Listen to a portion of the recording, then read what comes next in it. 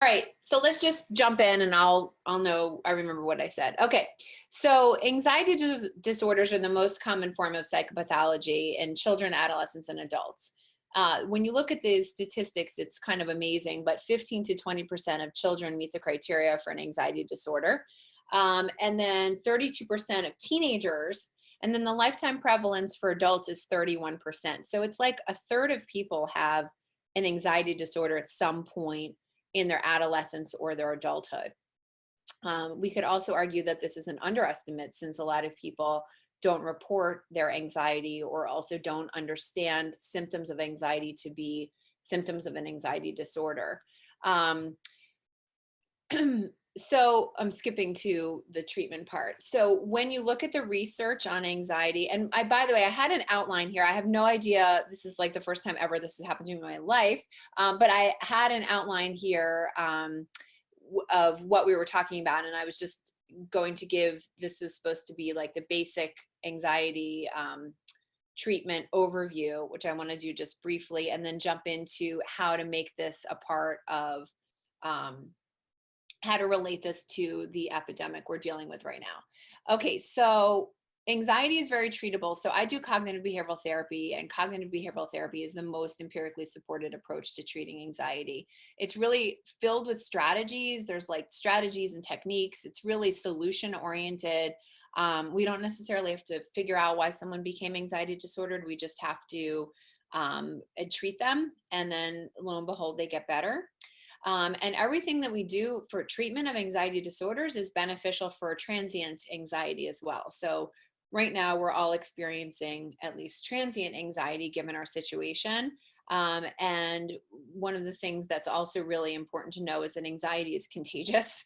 And so when you hear people who are, let me go back so I can see people's faces. When you hear about someone saying, oh, we have 48 cans of, no, we have 96 cans of beans and you have 48 cans of beans, and you're sitting there looking at your stash of 48 cans of beans thinking we are well prepared, we could survive this. And then your neighbor says, oh, we have 96, we heard that's the magic number for 4 weeks of no food or something.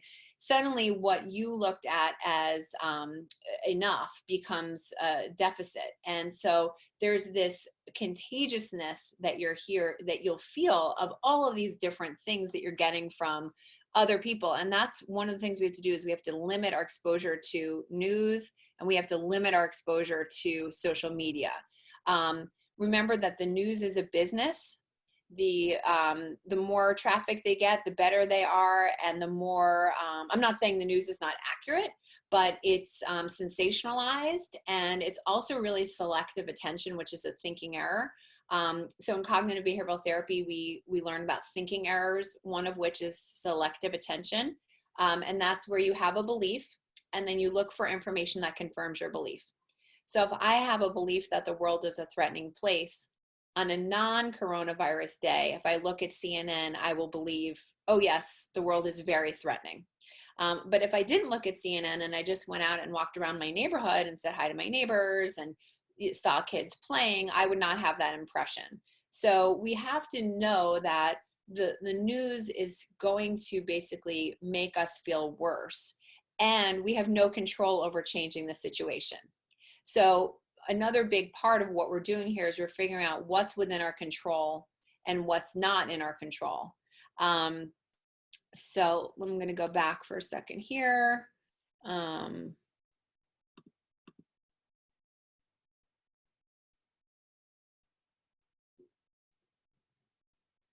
I feel like if I had Hudson here, he would tell me what was wrong with can you see this screen? Of course, were you able to see that? Share screen.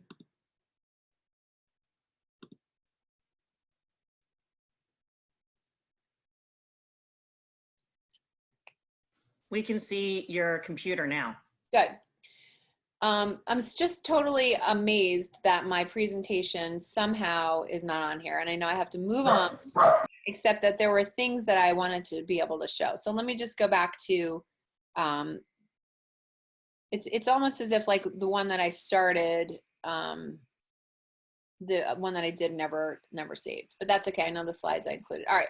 So this is how we look at anxiety. We look at anxiety as having three parts. It manifests physiologically, comes out through the body. So someone that I was with told me they might have coronavirus. They told me this when I hadn't seen them for 10 days. On day 11, 12, 13, and 14, I believe I had sweaty palms, fast heartbeat. I think I ran a fever, which I of course did not, but I kept going like this. Okay. I was wondering, was my breathing okay? It turns out that shortness of breath, tense muscles, fast heartbeat, feeling a hot flush even, are all physiological symptoms of anxiety. And so we have to know that when you have anxiety, your body is definitely going to express it. And then for thoughts, we have worries. And then we make these thinking errors. I just mentioned selective attention. Another one is catastrophizing, which is where you do the what if thinking. And then negative self-talk, things like, I can't handle this. This is unbearable. I'm scared and I need to leave the situation. Very negative thoughts that don't help. And then traditionally, when you have an anxiety disorder, your behavior is avoidance. So if you're afraid of social situations, you'll avoid them. If you're afraid of airplanes, you'll avoid them. Or you'll do those things, but you'll have nervous behaviors. You'll scan the environment. You'll look at the flight attendant to see if they look distressed. You'll go into a social situation. You'll look for people who maybe don't seem that thrilled to talk to you, that kind of social anxiety. For the purposes of coronavirus and how to mitigate anxiety, we're really just focusing on the body and the thoughts, because behaviorally, that's not really presenting. That's more like of a traditional anxiety disorder treatment. So for the body, we need to learn relaxation. If you're not a meditator, this is the time to become one. And I'm going to give you in the next slide an app that's really useful and play you a little excerpt. Yoga also, these are amazing things that you can do as easily as pulling up YouTube and doing, 20-minute yoga or 30-minute yoga and just doing something. They can also sign on at 10:30 every other day. You can also do the Biko yoga and meditation. Exactly. Exactly. And it's all set up. All you have to do is basically like go to Biko and your needs will be met. You get coffee. Is there virtual coffee? But the word yoga means to unite or to join. And so if you think about joining your mind and your body together, that's something that we can really benefit from at this time. And then for the thoughts, yes, there's conquer worry strategies. So mainly like writing down all of your worries.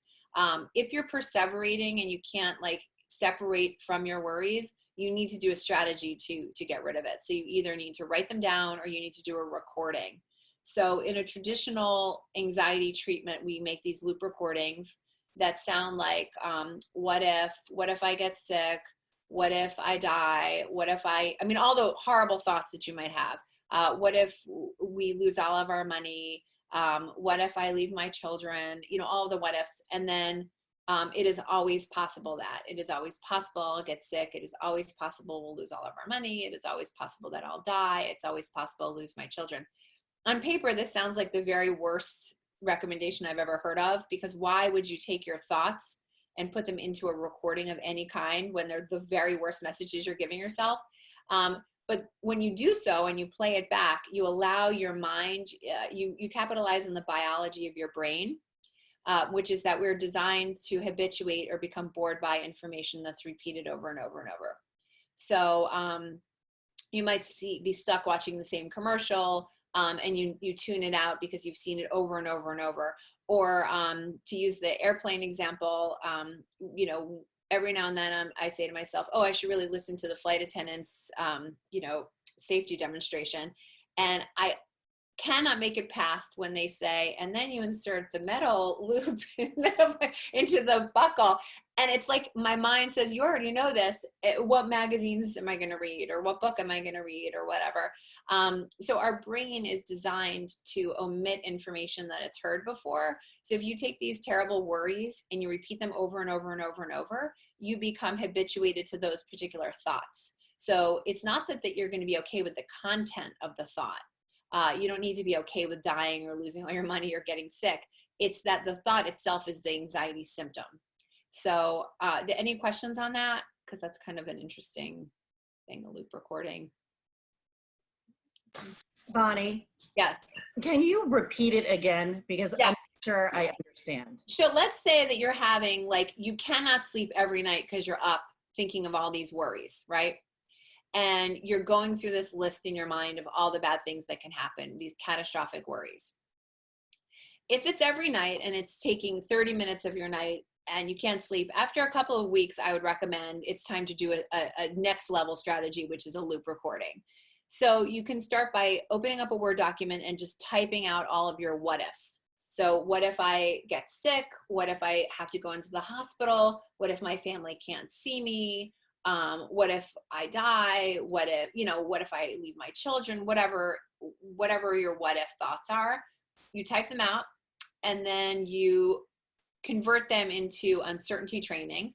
So you say, it is always possible I'll get sick. You take those same thoughts and you change them. It's always possible I'll get sick. It's always possible I'll go to the hospital. It's always possible I won't get better. It's always possible I'll die. Okay, and then you record it on your phone under voice memos and you listen back to it for 10 or 15 minutes every day, which is arguably less time than you were spending worrying about these thoughts in the first place. And then you listen to them over and over until you become completely bored by and habituated to those thoughts. So I have, like, people I work with, they play their loop recording and they have all these horrible thoughts, like, what if someone breaks in and kills all of us? And they've heard it so many times that they'll yawn like, oh, do I still need to listen to my tape? Like, they're so bored by it because, again, we've taken the thought, which is, so an anxious thought is a symptom of anxiety. And we've taken that thought and we've made ourselves bored by it. So it's not that you're okay with the content of the thought. You're not okay with those bad things happening. That's not what anxiety treatment's about. It's the fact that you're stuck on these thoughts that are really interfering in your life. And if you have thoughts at the level of interference, that's when you have to do something like a loop recording. So, but is that to basically say, rather than thinking about it when you're sleeping, I'm changing the dynamics. I'm going to listen to this at a different time. Yes, like before dinner or something. And then the idea here is that those thoughts are not going to come up anymore at night because they don't have any power. They're not alarming like they used to be.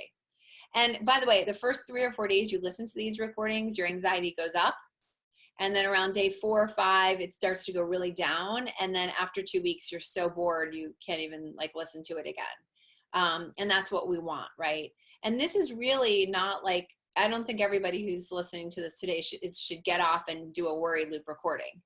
This is really more like, I'm giving you advice for if things start to get into this like anxiety problem for you, where you're really stuck in the cycle of anxiety, or you're one of the 31% of people who have an anxiety disorder anyway, and this is just exacerbating it, that you need to do one of these strategies so that you can move out of the place of this negative worrying cycle.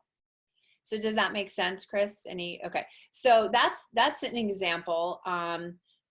Positive self-talk, give you some statements that, and I'm going to, when we're done with this, I'm going to figure out where my real presentation is and send it out to you.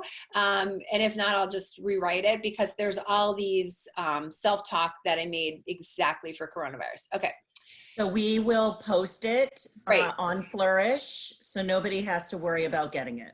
Perfect. Okay. And I will find it because it's on this computer and I'm shocked at what's going on here. All right. So, but this is a part I was going to teach you. So, learning calm breathing is very, very important. Okay. And this is a time where if you don't have an anxiety problem, you're going to just be anxious because we're living through a pandemic. It doesn't mean that you are going to come out with anxiety. It doesn't mean that the anxiety is interfering, but it certainly is present. I mean, even what's becoming normal, right? So like have all these packages arrive and I'm opening them on my porch and I'm wiping everything down with a Lysol wipe. And I've done this now like every day for 3-4 weeks. It's becoming normal now. And that's like super strange, right? But there's still anxiety in that, even though it becomes normal. There's still the thought of, I could be getting coronavirus from one of these packages. that is an anxious thought. It's a warranted anxious thought. It's not an abnormal thought. It's now normal given the predicament we're in. But nonetheless, there's this sense of threat, even when you're staying at home, even when you're getting your groceries delivered. There's still that sense of who's walking by in front of my house breathing, who's breathing on my lawn. Okay, so I'm going to teach you lower diaphragmatic breathing. I'm going to have to move the computer to show you how I do it in my office using this block and hoping that this works better than my PowerPoint. All right, so I'm going to set it up like this, so you're going to be able to look at my stomach. If you don't have a block at home, it's perfectly fine. But basically, this is the shallow end, and this is the deep end. And when you're nervous, your breath gets stuck in the shallow end, causing the block to go up and down like this. You might have a thought, oh, what if we get sick? When will this end? Okay, so your anxious thoughts and your breath is here. Shallow end, it never gets to the deep end. Okay, now when you're breathing in a calm way, the block stays still and your breath goes down here into the lower abdomen. So you breathe in through your nose.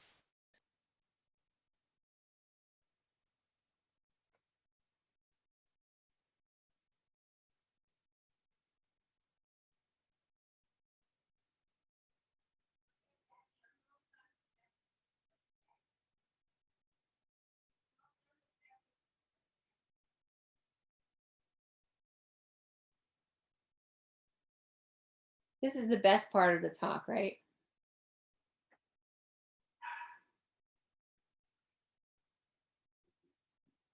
Okay, so a lot of times people try this and they breathe here, they go like this, and then they stick their stomach out. And of course, that is not what we're looking for. We're looking for this natural to go up and down naturally. Okay, so that's called lower diaphragmatic breathing. And a lot of times people teach it where they put your the block on the stomach. But the problem with that is you can still breathe into your chest and then still get the block to move on your stomach. And what we're trying to do here is keep your chest away from, like, your chest is not supposed to expand. It's just supposed to go into your lower belly. And then another way of calm breathing is one nostril breathing. And that's something we can all do together. So I first have people exhale, like they're a balloon deflating.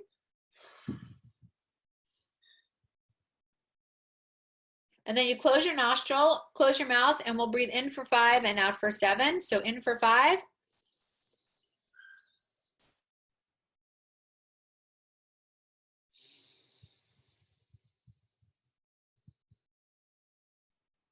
So that was in for 5, out for 7. We'll do again.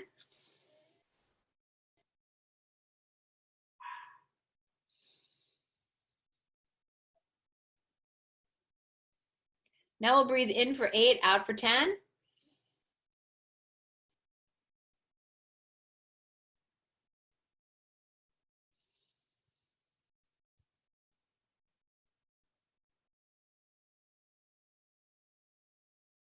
So when you practice this, you want to do it for 5 minutes.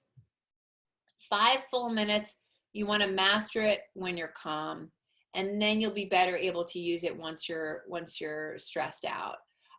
So I love this. I find this to be very effective. But again, you have to really master it when you're calm so you know what it feels like. All right, so for your kids, CBT Tools for Youth is great. For adults, Calm is great, but my most favorite thing in the world is Insight Timer. So it's an app that's free. And if you look here, it is a white background with a gold bowl. That's what the app looks like.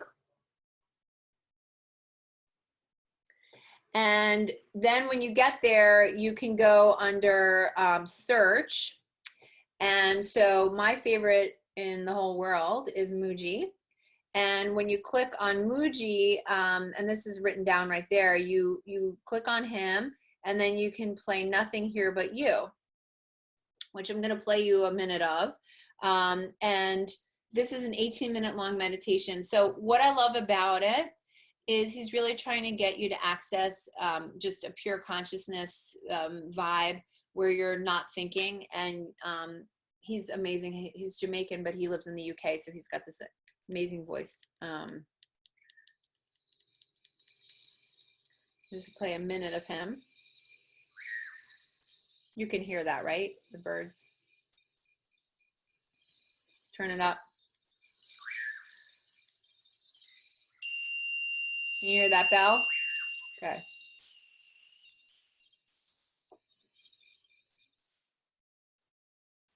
Straight away, notice that you don't have to make any effort or go anywhere to notice just the natural feeling of being that is present with you. It's not coming from somewhere else. It's simply here.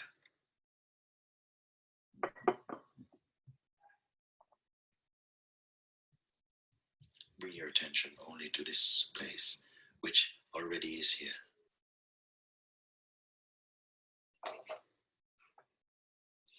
I don't know if you have noticed, some of you may have seen it live and others may not, or you may have seen it on television. If you have ever noticed a stingray in the sea, quite often they're surrounded by a lot of tiny little fishes pecking around them. As you bring your attention only to the sense of presence here, lots of pecking little thoughts may come. Don't worry about them. Don't feel them. So that's a sample of him. And if you don't love his voice, there are literally hundreds of thousands of options. The goal is to get into the habit. And I personally think a nighttime routine, and one of the things I'll talk about is how, what well-being looks like. And so sleep, healthy eating, talk about a little bit, exercising and relaxing. And a lot of times you need to relax before you go to sleep. And so if you set up a routine, just like babies thrive when you give them like a bath and you read them a story and you give them a bottle and then you put them down and they go right to sleep. And every night that bath starts them to get tired. And so same for us, right? And so if you can do this where at night you take a really hot shower, you get in bed, you stick your headphones on, you listen to Muji, you're going to train yourself to go to sleep, and your sleep cycle is going to you're going to get into your first sleep cycle much faster because you won't be conditioning yourself to toss and turn in your bed. It's an interesting thing about sleep because you also can't get too anxious about sleep because then that prevents you from sleeping. So you just have to have sort of a non-judging attitude about this and just trust the process that if you create these conditions around bedtime, you go to bed around the same time every night, and you pair it with relaxation. I think it's best to find one you love and listen to that same one every night because that'll be your cue once again. That's time for sleep. Okay, so this was the next slide. Whenever I make a PowerPoint, I take some old PowerPoint and then I change things up. So meditation, the idea is to become like aware of awareness, right? And then enter into this thoughtless state. So anxiety, again, manifests as thoughts. So if we can suspend the thinking function, then we're going to get into this deeper place where we can then really relax. And then, of course, yoga is what we've already talked about is really good. Okay, so because this is a talk slides from children, it says fostering resiliency in children. So basically, resilience is the idea that I can handle whatever comes my way. No matter what the obstacle is, I will find a solution. Every problem has a solution, and I will tolerate the discomfort that comes from that. So you problem solve, and then you tolerate the discomfort. It's very useful to say to yourself, what's the worst thing that can happen? And then could I handle it? The answer is yes. There's nothing in life that's unbearable. It's really important, no matter how horrible the question is, what's the answer to the first question, that you follow it with you can handle it. Okay. So here are some thoughts, some self-talk cards that you can make. But for our talk, I modified them. But the third one is, I'm okay. Everything will work out. I can handle this. I'm nervous and I'm okay. I can handle what comes my way. Anxiety is not an accurate predictor of what's to come. It's just an unpleasant feeling. Just because we're anxious that something's going to happen doesn't mean it's going to happen. It's a feeling, not a prediction. And then this is a good one. So what would someone who wasn't scared in the situation think? What would they do? Who are your models for coping? Who are people who are navigating through this time period really well, focusing on what is within their control, focusing on gratitude? That's sort of the coping phase we're going to get into. And these are all things I skipped through. And then, all right, so what we're going to do is I'm going to just create a Word document. Of course, I can't see that here. All right, actually, I'm going to do this sharing. This is like a tech disaster. I'm looking for the little part where it says the whiteboard. Hold on one second. All right, let me start my share again. Okay, here. So, all right, so there's these like 6 things.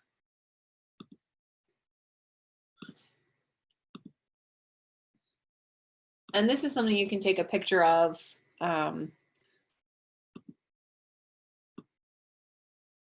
Okay.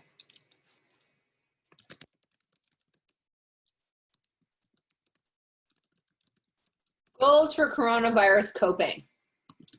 All right, so one is you have to have a resilient mindset where you say things to yourself like, I'm going to navigate through this. I'm going to get through this. Success is defined by surviving it. Going to be okay. We're going to be okay. Okay, the second is self-compassion. So self-compassion is really interesting. So I'm writing a book on perfectionism. Well, theoretically, I'm writing a book on perfectionism right now. I'm on chapter 6, where I was on March 17th, when everything changed and became Zoom. So I'm reading all about perfectionism, and then I'm reading about goal attainment, right? And so there's this great work on goal attainment, and they look at people who have self-compassion, they look at people who are self-critical, and the people who have self-compassion, they do better, and they're better at achieving their goals. And then you look at people with self-esteem, and they have more self-compassion.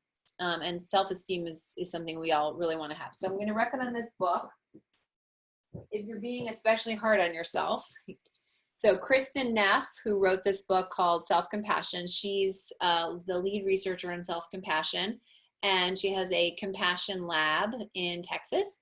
And there's 3 parts of self-compassion. So one is self-kindness, the other is common humanity, and then mindfulness. So the common humanity is sort of acknowledging that there's suffering, everyone suffers, everybody has a hard time, not feeling alone in the process.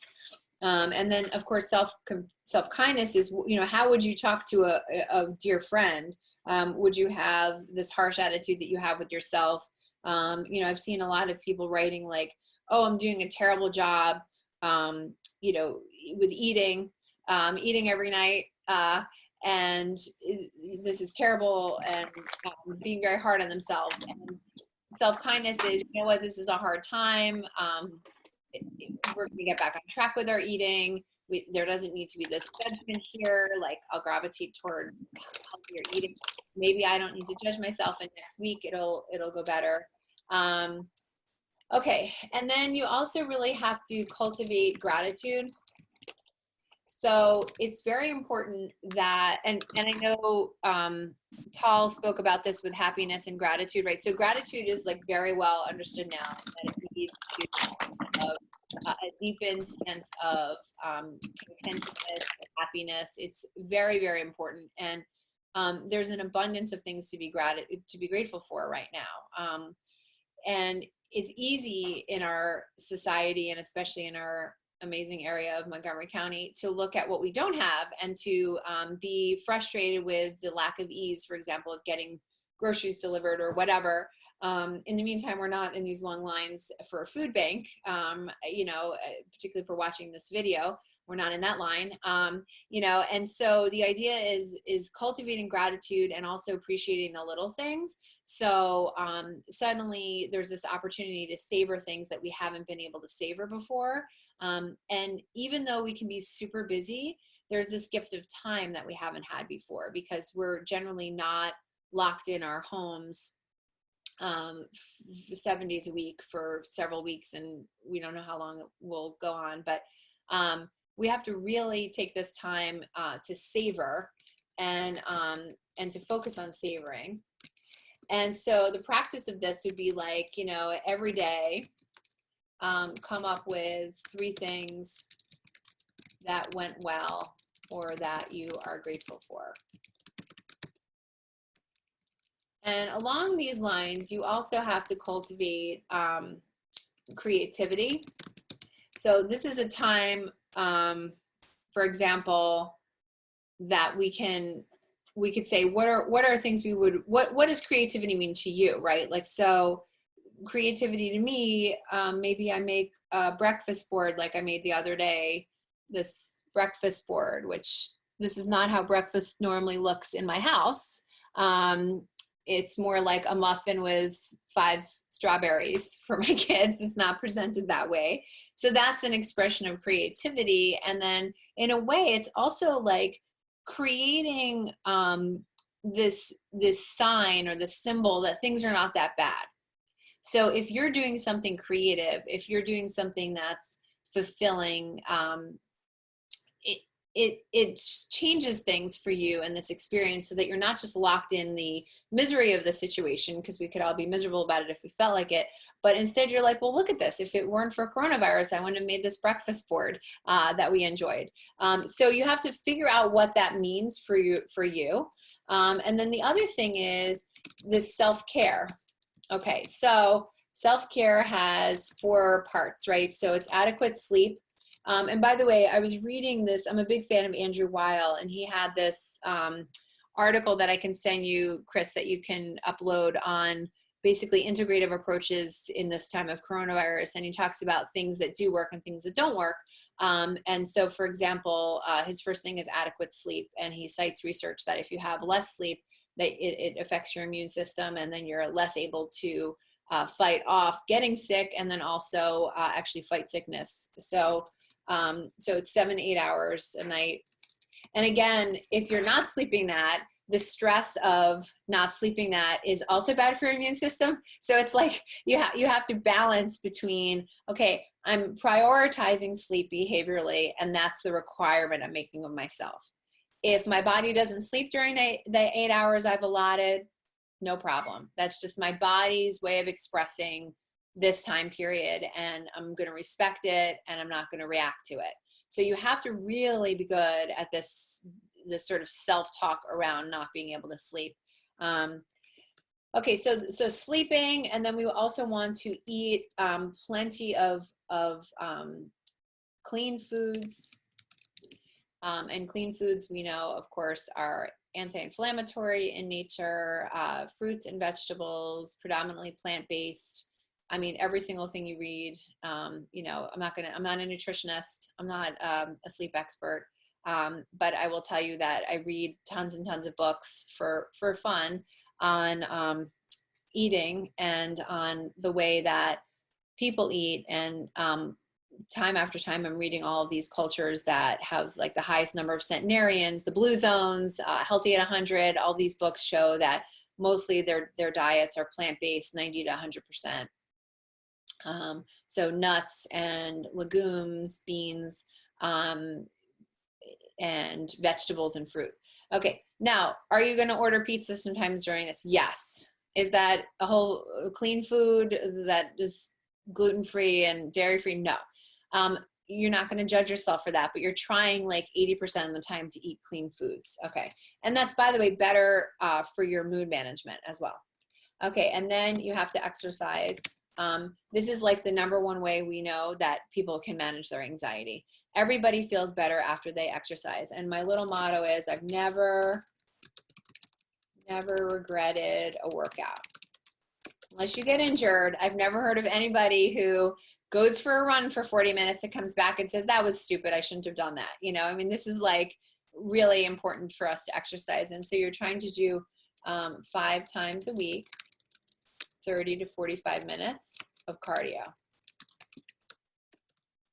And they do all these studies, by the way, where when they take people off, they put them in an SSRI group, you know, like antidepressant medication, they put them in an exercise only group, and then they put them in a combined group.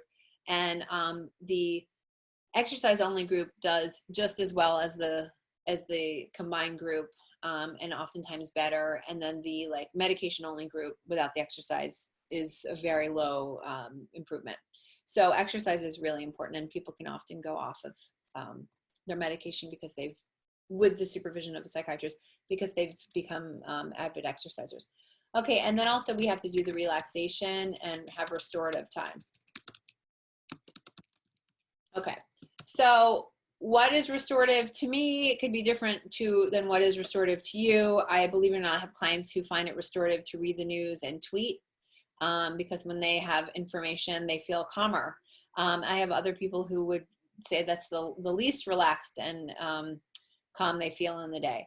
So we have to figure out what is restorative for us, and then we have to make time for it, and we have to prioritize it. Okay, and then another thing is what is going to be your self-talk during this time? Okay, so like an example would be, this time has a start and an end date, right? It's a start date and an end date, okay? We will come through this. Another thing is I will take it one day at a time.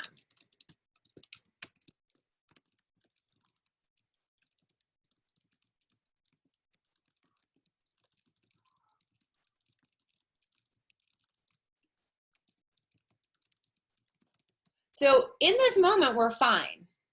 Really, I mean, we're just sitting here talking about anxiety and coronavirus. We're completely fine though. We're just sitting here fine. Nothing's happening. Okay, it's only when we think about what can happen that we start to get anxious. So we have to ground ourselves in the present moment. That's like the whole thing about Muji, you know. And another good thing is I am nervous, I'm scared, I'm nervous, and I can handle it.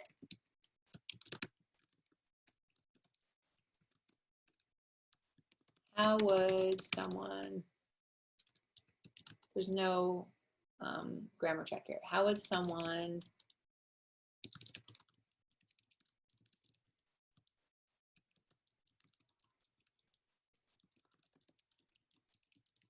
So I like to think of like, who do I know who's confident and how are they dealing with this? And we'll save it because I'll send it with this also.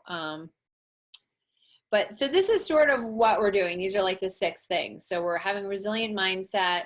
We're having self-compassion, cultivating gratitude, cultivating creativity, self-care, and then using self-talk statements, I think is very important. So are there any questions at this point? And have I even looked at the chat? Okay, nothing on the chat. So if you I have a question. Okay. So what if you can't get out of that cycle of negative self-talk?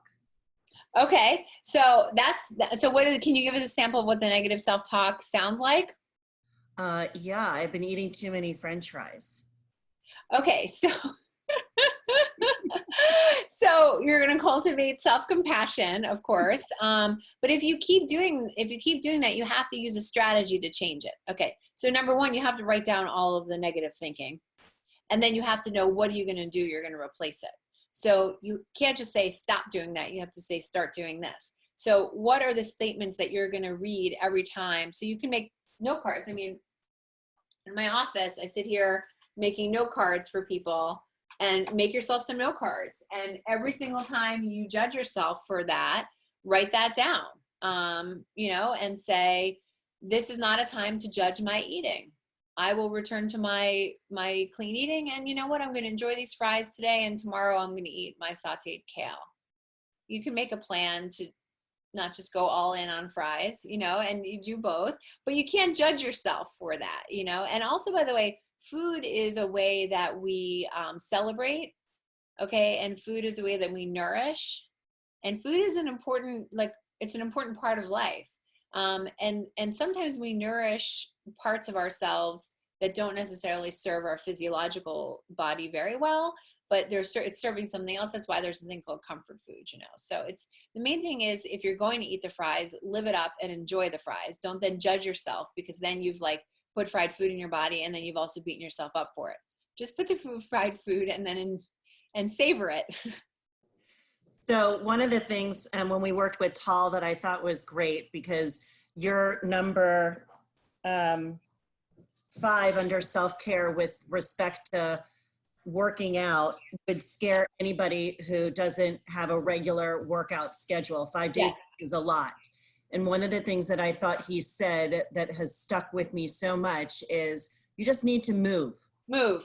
Right. So and his thing was, he likes to play ping pong, but his whole point was not like, it doesn't have to be aerobics. It doesn't have to be aerobics at first, no. And what you're doing is you're starting with just movement. Okay, so like anytime you're not sitting and you're standing, that's better. Anytime you're walking around at all, that's better than sitting or standing. You know, so it's like you have to encourage movement, and you also have to start small. So if 30 minutes seems like too much, just do a 10-minute.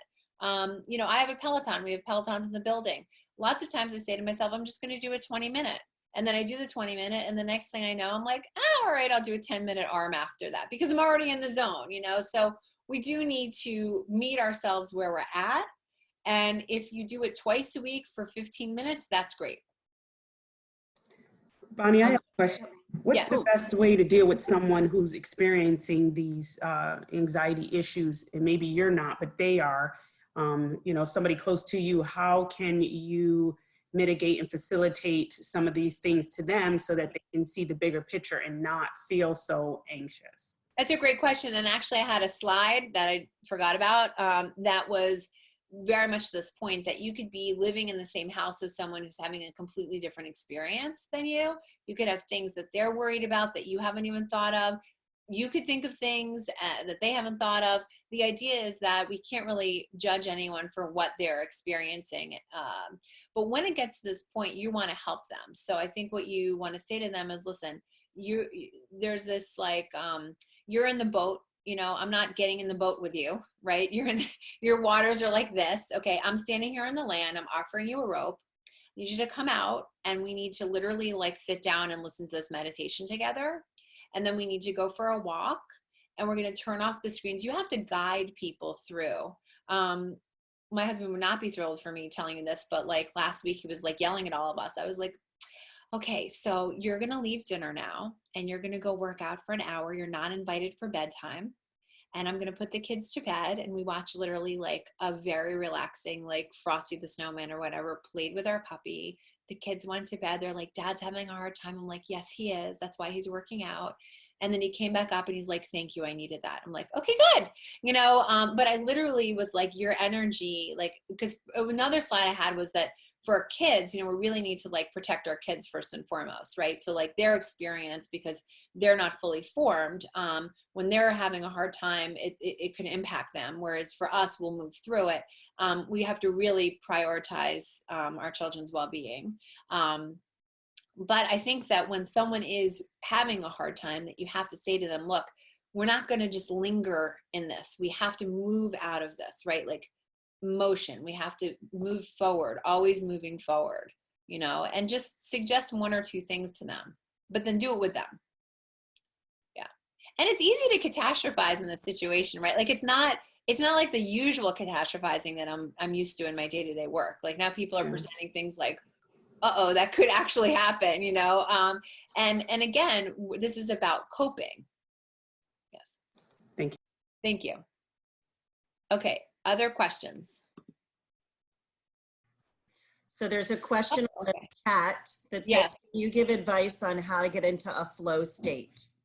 Yes. Okay. So I think what we're talking about from a flow state is, I forgot his name, Macaulay, talking about flow. So when you're in a flow state, you're immersed in an activity where you lose any judgment. You're in this sort of high productive state where it's pleasurable because you're loving what you're doing so much that it's like a saturating experience. You can't see yourself outside of it. You kind of join and become one with your activity. So one thing you have to do is you have to remember your last time in a flow state and what the conditions were and try to replicate that. So for example, with my writing, I have first of all, I never write in my house. I always write I have like 3 places I go: Silver Diner, Starbucks, and Founding Farmers.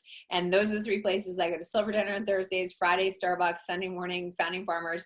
And I'm not going to any of those places. They're not even open. And I'm not venturing out of my house. So how am I going to create a flow state with my writing while I'm here in my house, 7 minutes from our office?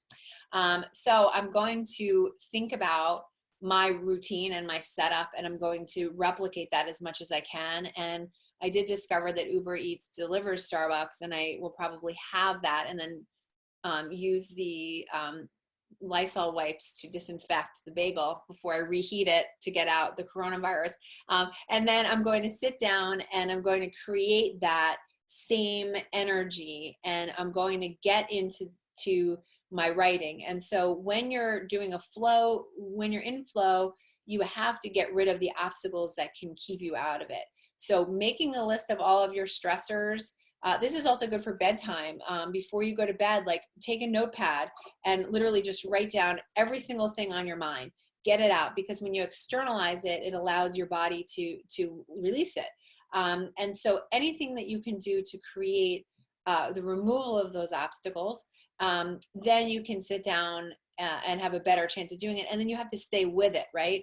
But anything that inspired you in the past to be able to get into that, like sometimes I'll read other things I've written that I've felt really good about, and then that will remind me of, oh, I actually can write.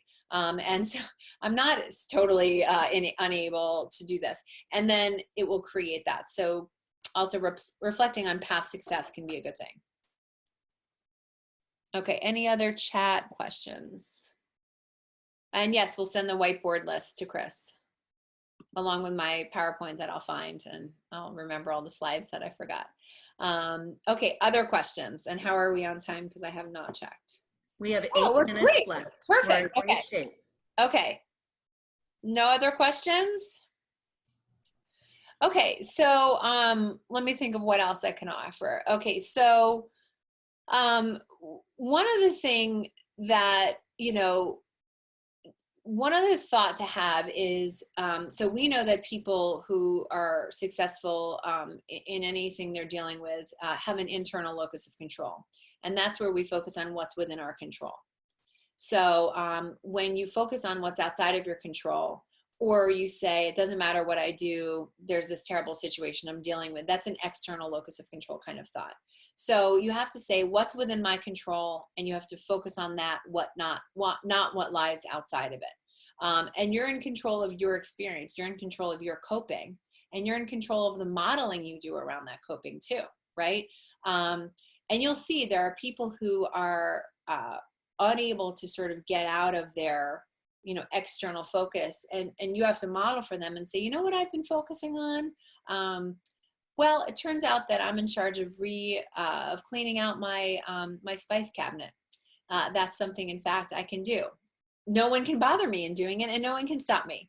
And so it's sort of like, here's a small goal that I can meet, but that actually creates energy to this space. So internal locus of control, what can we focus on? And it's really important that we do that. Bonnie, I have another question. Yes. What do you do with, if you have somebody who kind of already takes the approach of being negative, and now we're in a situation where, quite frankly, I get why you would be negative. Of course, yes. You kind of, it's like the double. How do you like bring them down to like a lower level of negativity? Yeah, it's a really hard thing, right? Because so whatever was your vulnerability before this, it's not like that just goes away in the life of a pandemic, right? I mean, that can oftentimes get accentuated. And so one thing you do is, well, there's a few different techniques. Okay, it depends who it is, but you can actually record them what they're saying. Which is, you have to use this carefully because I've gotten in trouble recommending this before. And then I've also had magical moments in my career from things that have happened through recording. So basically you can either do like a video on your phone, or you do, and my poor husband, I've done this to him where I've recorded him and then I'm like, I have to put the kids to bed. I want you to hear this. And he's really nice, by the way. And he's not a difficult, horrible person. He's wonderful. But I'll be like, I wanted you to hear how you sounded at dinner. And he's like, you recorded me? I'm like, sure did. You know, and listen to that languaging. And what would nonviolent communication sound like? Hey, there's all this whole nonviolent communication, which is, by the way, not violent communication. It's just when you sound negative, you know? Well, this is a younger person. Okay, so a younger person can be videoed too. You just have to let them know. So a lot of kids, especially like 12, 13-year-olds, they get mad if we do it without their permission. So I say, listen, I want you to say what you just said again, but I'm going to record. They'll either throw something at the phone or throw something at you, or they'll do it. But at minimum, you need them to have an awareness of how they sound. So how would someone without a negative mindset think in this situation? If you became a positive person and I injected you with positive serum, what would you say in this situation? What is going well? So it has to be challenged from a cognitive place, right? Because there's nothing magical about challenging negative thinking. It's literally identifying it, gaining insight into it, and then coming up with a replacement. And then the how of that is you really hearing back how you sound on a recording is so effective. I had these parents I worked with, and they could not have a conversation without getting into an argument. And I said, all right, have the conversation with your kids. They were talking with their kids about like their bedtime routine or whatever. Their kids were 11 and 14. And they started the recording and they came in the next week. I literally was laughing. I felt bad even charging them. It was the most comical experience of my life. We listened to it and he said, so kids, we want to talk about our nighttime routine. And then she says, well, dad means the bedtime routine. And he says, why do you have to correct me? And she's like, why are you not calling? We talked about it as bedtime routine. He's like, I can't believe you're doing this. The first kid said, I'm leaving. The second kid said, can I be excused? And we were listening to this recording and the parents recorded it, you know, on purpose. They said, we're embarrassed to play this for you. I said, no, please, by all means. We listened to it and they said, do you believe this is how we sound? I said, yes. And now we're going to redo the conversation, right? And then we practiced the conversation and re-recorded it in the correct, effective manner where we don't correct what people are saying and, you know, we don't react to someone's corrections and all of that. But so recording has this crazy, powerful piece to it that we want to capitalize on that. I think so. I see there's one more question. Okay. Enjoy my time. These Zoom calls. Yes. Okay. Maybe you can say it out loud because not everybody is looking. Sure. Okay. Sorry. This is the question. I enjoy my job, but at times these Zoom calls in my small home makes me feel like there are too many people and too many energies now in my peaceful home space. I typically hate bringing work home and I want a better way to handle my responses to this. Any tips on starting to not like these people? What a brilliant question. Okay. It's a great question. So one, I think you really have to create a boundary in your home about where, even if it's a small home, like it's at this table, you might want to add a beautiful candle to your space. You might want to add in a lovely cup of tea. You might want to have things around you that are pleasant. None of you can see all my pleasant things. An orchid you could see in the background. You want to beautify that space to sort of contrast the energy. And then you want to keep it to that space. And sometimes you want to say, I'm going to need to do my Zoom call with no video today because I've been getting some headaches from all of the blue light. Okay, it's really reasonable. I've been doing 30 appointments a week, about 2 or 3 of them. People are like, can we just do it by phone? I'm like, yes, thank you. I would love to talk to you by phone because it is a lot. And also when you are like, I love anyone who talks about energy, right? Okay, so like when you're someone who feels energy and you can take in energy, you then need to know what to do to get out of it, because we don't want to just sit here and be like a sponge where we take everyone's energies in. So what's a restorative practice you do when you're done Zooming for the day? And it's really important to create boundaries and habits around this. Okay, any other questions? I know we're at This it. has been absolutely amazing. We Thank you. I can't believe I have my PowerPoint. much. Okay. We didn't need your PowerPoint. Thank It was you. fantastic. Thank We thank you so much for your time, and anybody who has any questions, feel free to email me. You can just go to the BICO website and quickly email me any questions that you may have for Bonnie that we didn't get to discuss today, as well as we will post the recording and we will post the presentation Yes. in the next couple of days for anybody who didn't get an opportunity to see it, to Great. colleagues, And the whiteboard. I'll do the whiteboard too. and the whiteboard. Thank you guys so much. Thank you. Thank you, Bonnie. Thank you. Be well, Bye. everyone. All right. Be safe. Bye. Be safe.